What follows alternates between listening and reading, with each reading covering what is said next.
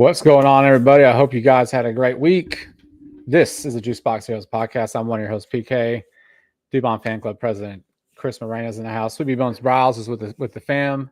So we're going to hold it down for you tonight and on Sunday. But, Chris, what's going on, man? It feels like it's been a minute. I mean, nothing much. Yeah, nothing much. Boys have been sick earlier this week. Ready to get back into the swing of things, man. It's good to have you back, man. Yeah.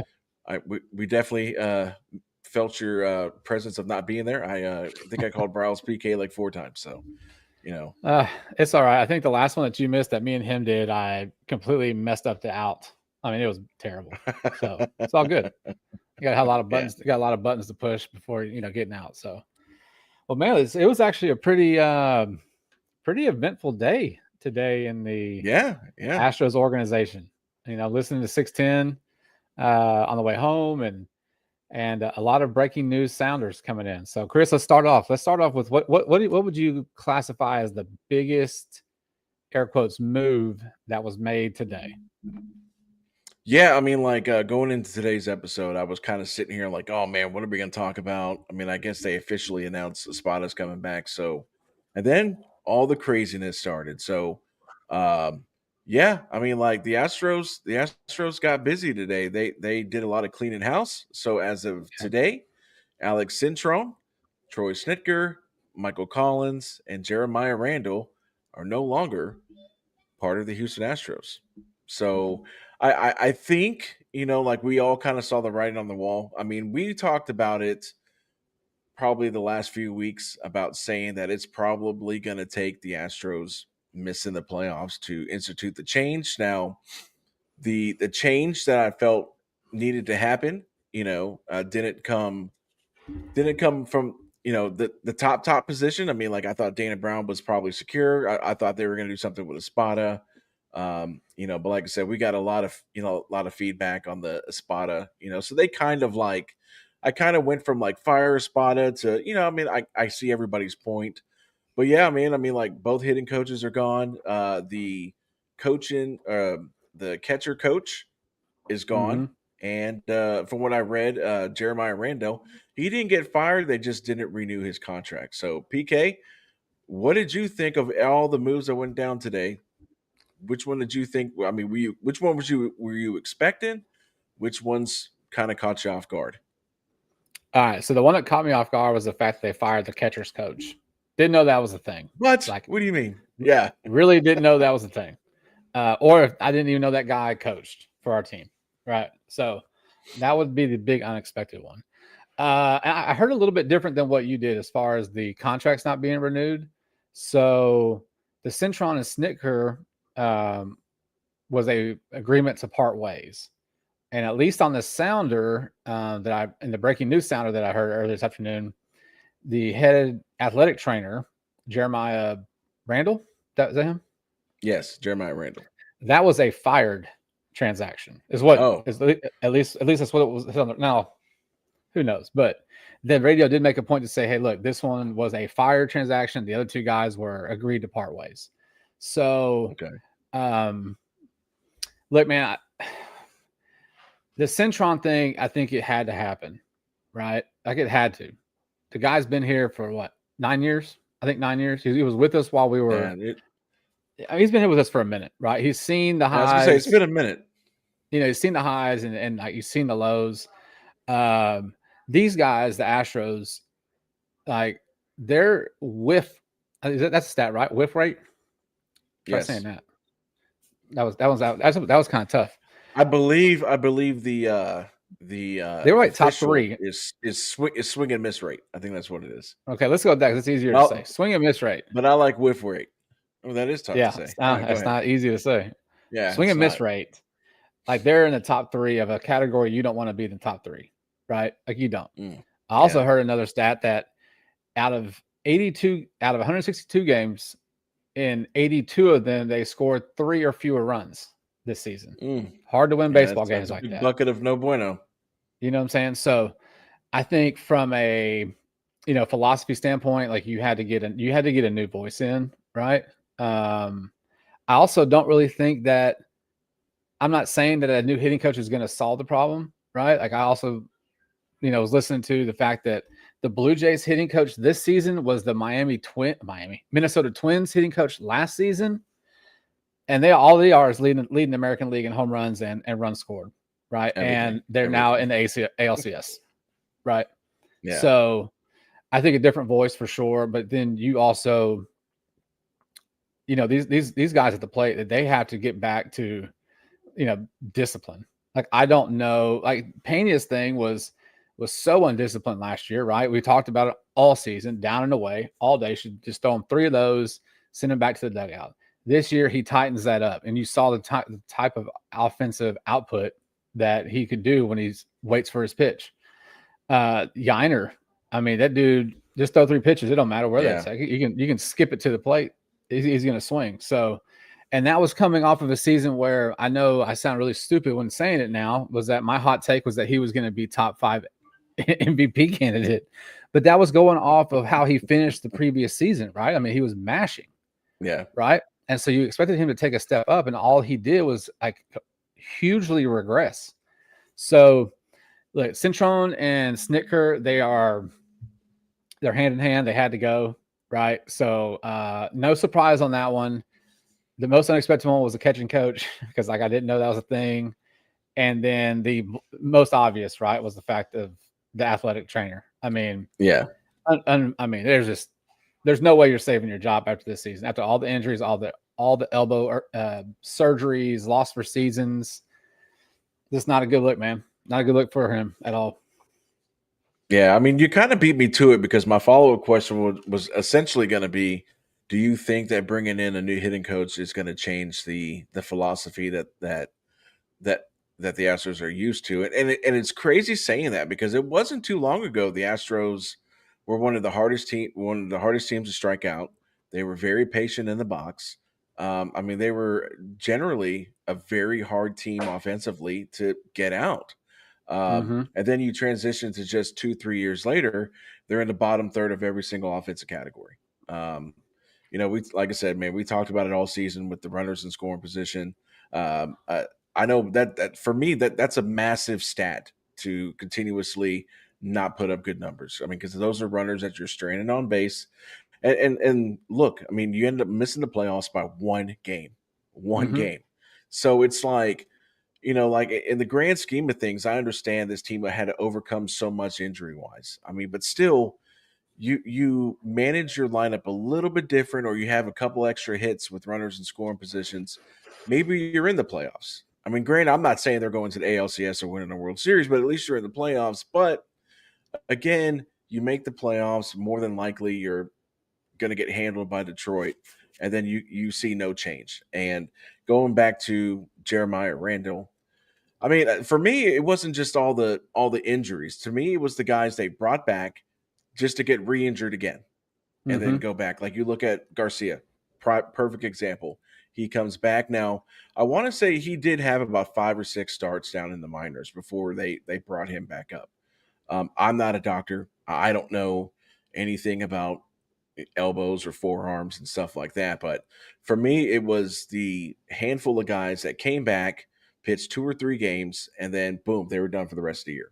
So clearly there was something going down. There was some type of miscommunication going on between the medical staff and the managerial staff, which is why he's no longer a part of the Astros organization. I mean, it sucks. I mean, but like, again, like you look at the last 3 seasons, 2023 is kind of when all the injuries started.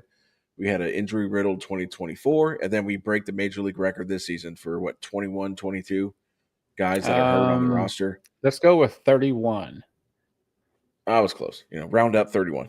I like it. So yeah, I mean, like, so, things had to change. You have to. I mean, like, if you're going to maintain this stance that this is a team that the window's always open, then you have to make the necessary changes. Now, again, I kind of agree with you, PK. I mean, like, if they bring in, depending on who they bring in, I mean, are these guys going to start listening all of a sudden and change their approach at the plate and be more patient?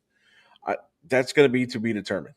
Are we going, like, how, as far as fans wise, how long is the leash going to be? Like, I was listening to somebody not too long ago, and they're saying, so if Excuse me, man, that came out of nowhere.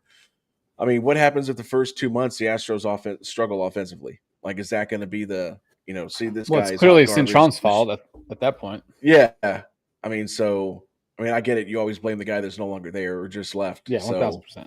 uh, but yeah, I mean, again, these are moves that you had to make. I'm okay with them bringing back Espada because that's the other news that they announced since last time we were live. Espada's coming back.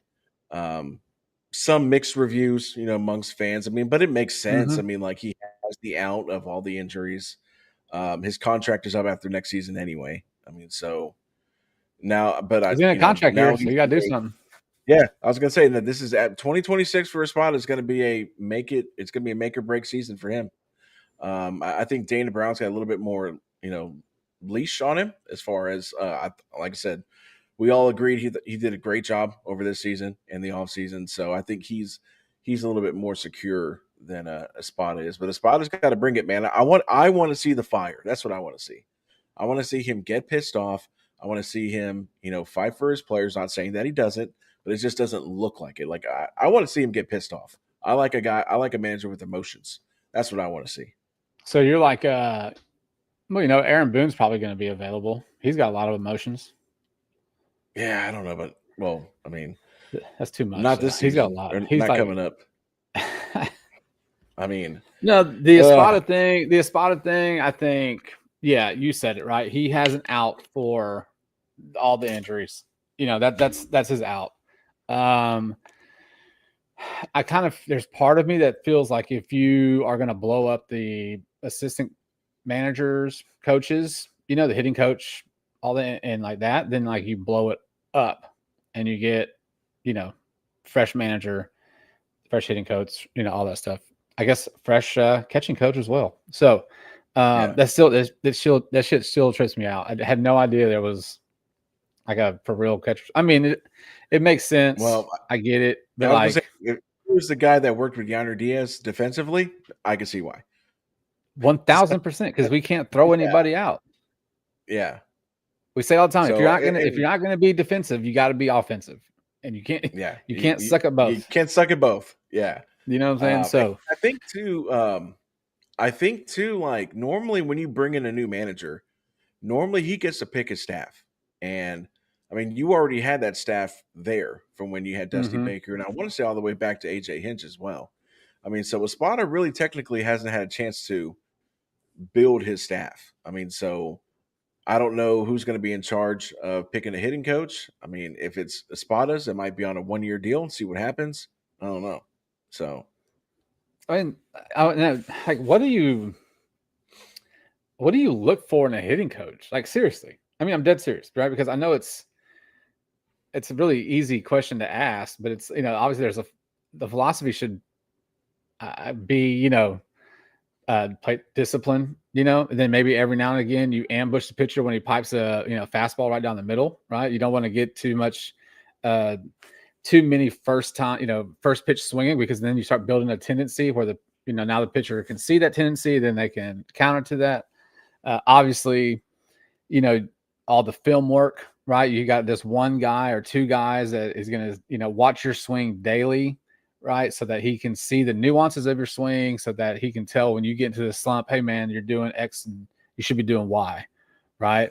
So yeah, dude, it's going to be interesting to see who they bring in. I'm going to be 100% honest with you, unless it's an actual name that I know.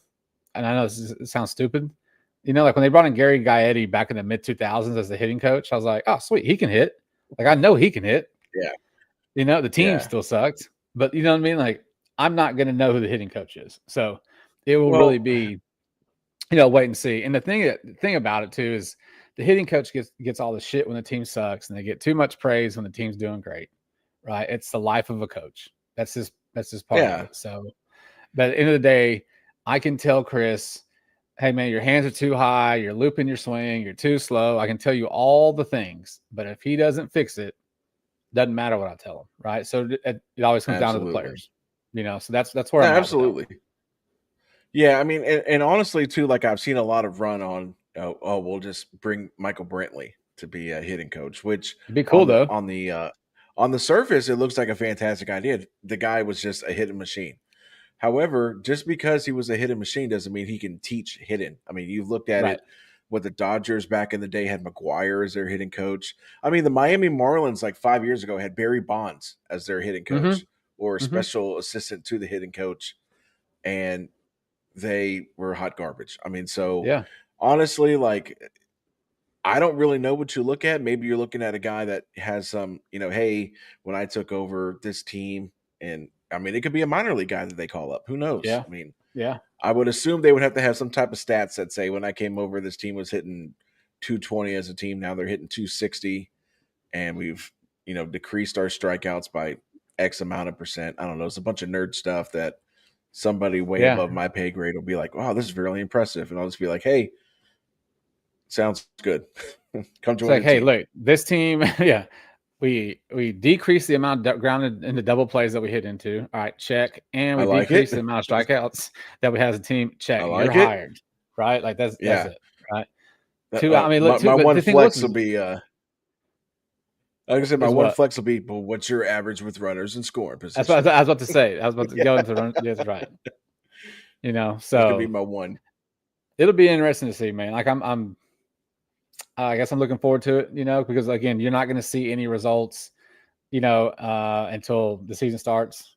Spring training is not going to mean much other than the guys just getting their swings in and getting their timing in. We all know the game, right? We've been watching ball for a minute. So time will tell, man. Time will tell. We'll see what the new catching coach is going to be like. Hopefully he can increase Yiner's pop time. Only I can assume. But we talked about it before because, I bitch and moan during the season about not being able to throw runners out, sometimes not even getting a throw down. But it does start with the pitcher. Like it starts with the pitcher. He's got to hold that runner, right? I mean, he's got to. Now, I know, you can't sit over there and you can't throw, if you go 3 disengagements, the third one, you have to pick them off or it's a balk. I understand that, right? But you still have to I think the have. rules have changed again. I think it's changed again. So it's Yeah, I less think than you that. can only throw over twice during an at bat. That's what I was saying. I think if you threw over on Yeah. the third one, I thought you had to pick them off, or it was a base, something like that. Anyways, I don't know. Yeah, it's you something still like that. have to hold. The pitcher still has to have a quick, excuse me, delivery to the plate to give your catcher. Now look, we can go into all the crap. Bases are bigger now. Steals are up as a whole around the league. So I mean, like it's geared towards offense. I get it, but it would be cool every now and again to actually throw somebody out and not a slow runner, not a Cal Riley trying to take a bag, like a real one. Throw a real one out. Yeah. Who would have thought that we'd be sitting here and be like, man, if Yainer Diaz could just get back up to throwing 20% runners out, that would be Yeah, fantastic.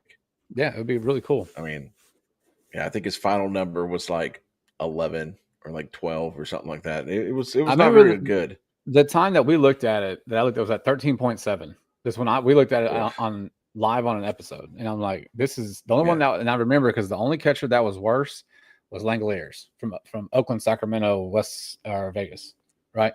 Yeah, but Like, that was the only he's mashing the ball though. but he So mashes. So I'm cool with that. yeah. Yeah. I'm cool with it. So yeah, he'll make up for those few guys that steal. Yeah.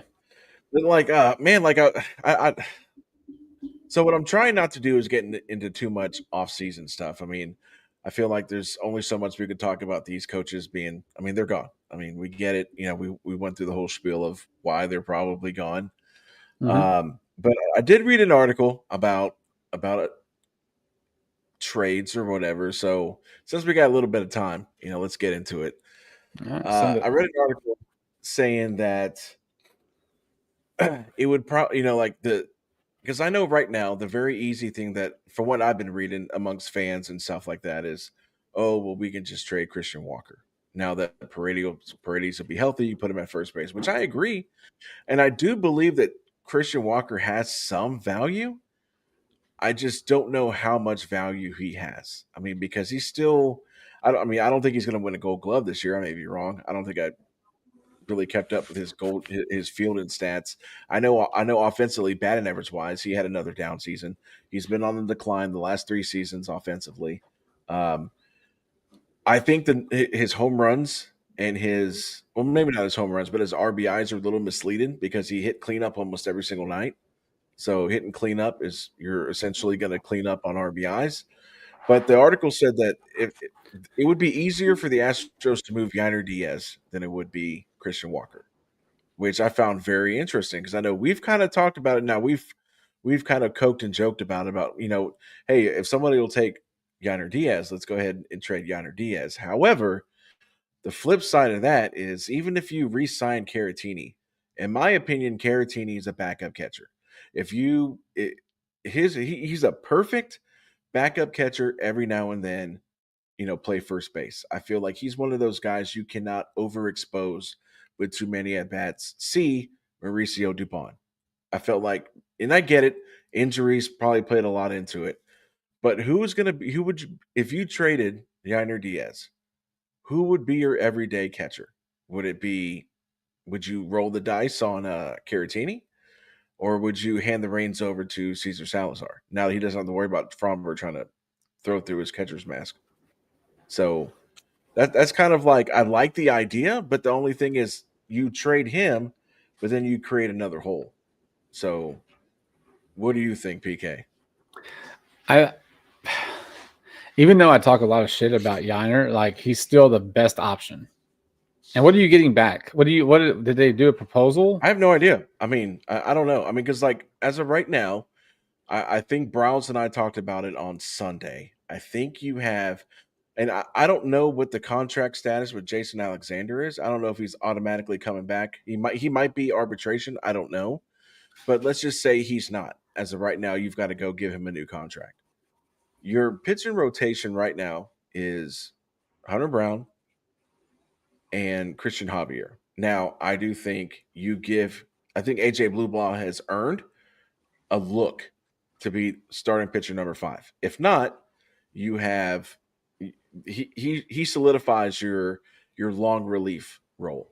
Mm-hmm. I think you have to have that difficult conversation, not so difficult, with Lance McCullers and finally say, listen, man, you're going to have to get used to being that two inning guy out of the bullpen. Now, I know that the few times he did that, he got lit up, but you're going to have that conversation because another one, like Espada, 2026 is that make or break year for McCullers too, because he's a free agent after 2026. So right now, if you add in Blue Ball or you replace Blue Ball with McCullers, you have 3 pitchers right now in your starting rotation. So I would assume you would trade Diaz to get a pitcher. But again, now who's going to be your everyday catcher? Walker Yannick's not close to being ready. I'm trying to think who's in AAA. You've got Colin Price, who I don't think he's ready. They just called up Miguel Palma. He's not ready. So you would have to hand the reins if you're not going to go sign a catcher outside of re-signing Caratini. You would have to give the reins to Cesar Salazar. So and he's been good in his cups of coffee here and there, but I don't know if he's starting catcher I don't think he's a major league starting catcher. I think he's more of like a backup catcher. So I feel like you're robbing Peter to pay Paul when I feel like you have, and again, I don't want to get too deep into who we should sign, yada, yada, yada, because we're going to have plenty of time for that. Just kind of like my first initial thoughts on that article talking about you could just move Yainer Diaz, but my initial thought is you create a hole by doing that. Yeah, I think if you trade anybody on our team, I mean, not really. I mean, if you That's move not Walker, true. you move Paredes over, right? Let's just stick on this one because we got a few minutes left, right? So we move Yiner, okay? We get back whatever we get back. I think I'm okay with Caratini and Caesar salad platooning. Okay, I'm Like, I don't I depending on your mean, return think for Yainer about it, Diaz. but think Maybe. about how many freaking days off Yiner got anyway. He got. I mean, he was off often, right? So gone are the days, well, except for Cal because he plays every game. I mean, he's a freak, Yeah, right? But these guys like that are back there for 150 something games. Like that's not. This doesn't happen that much. So at least on our team, I mean, Caratini. I agree. He is not an everyday like he is not the major league primary catcher. He's not, but I think if you did a platoon where, he's 3 out of, well, I don't know, 3 or 4 out of 7, and then you platoon with Caesar and, Caratini gets a day off, or you keep as bad as a DH. I mean, the dude, like, what you're getting with Caratini, but he always seemed to come through, maybe not all the time, but it felt like he came through a lot more than Yainer. I agree. So I agree with that. I think I would be okay. I think I'd be okay, depending on what the haulback is, right? And then I can sit and bitch and moan about what they did or didn't get back. Yeah. Yeah, I mean, it's going to be interesting. I mean, you have a lot of money coming off the books with the Braves money, and I think Montero's money coming off the books as well. Money. So Fromber's money's coming off as well. I mean, some of that money will go to arbitration, but I mean, like, I cannot. I mean, like, I have been keeping up with. I have been watching the MLB playoffs right now, but man, I'm waiting. I'm waiting to get into the offseason talk. It's like it's hard for me to like not talk about it right now, but.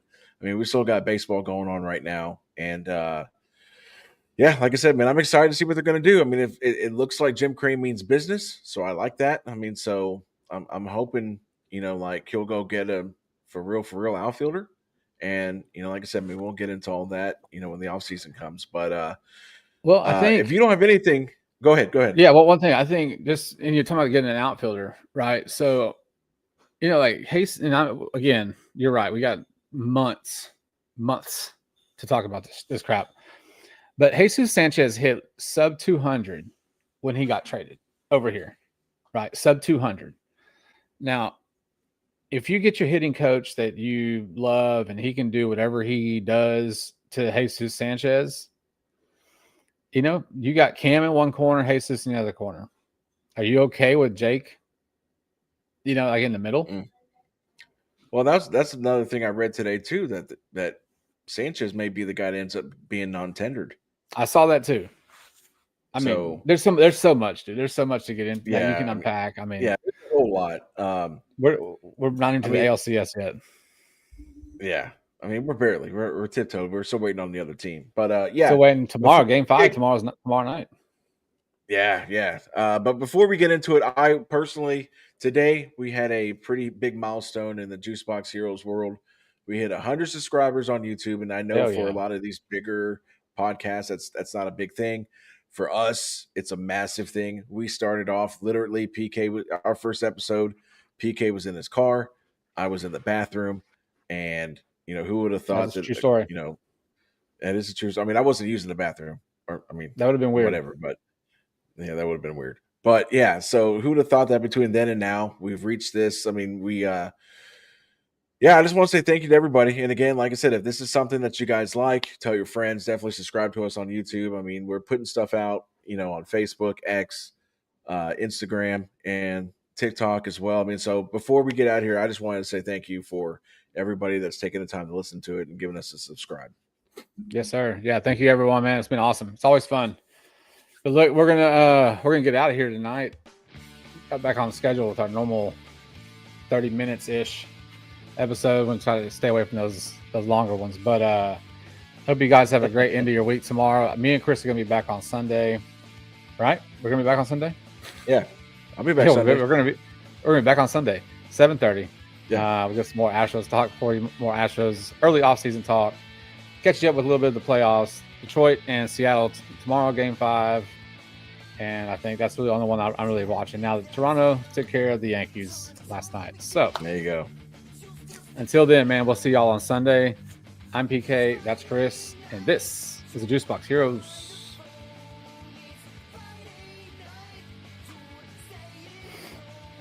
100, man.